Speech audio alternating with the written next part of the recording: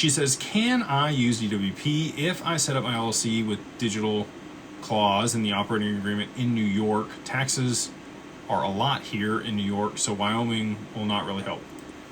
You do have to file a foreign entity there in New York. Any of the super liberal states that have a bunch of state tax, they're not going to let you like squeak by. However, you can use the full breadth of the tax code. You're going to get the anonymity and you're going to get the creditor protection if you set up the Wyoming LLC. Adding a clause to the operating agreement, I'm assuming you already have a New York entity, is what you're saying, and you're just going to add a clause.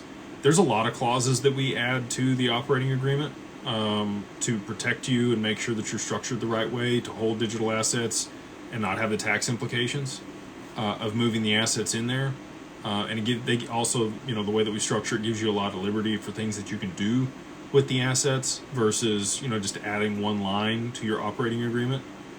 You might contact an attorney in Wyoming if you wanted that type of language to put in your New York LLC, but the regulations in New York are very stringent around crypto. You have to have a BIT license in order to be able to operate there. It's just not a crypto-friendly state.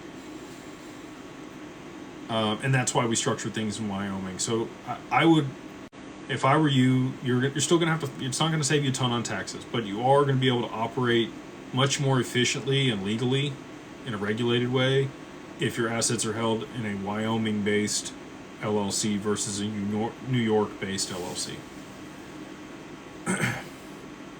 We got Bob Jenkins. He says, Jake, the Legend King.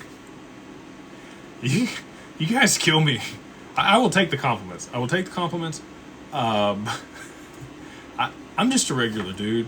I brush my teeth the same way you guys do, put my pants on the same way. I'm not better than anybody else.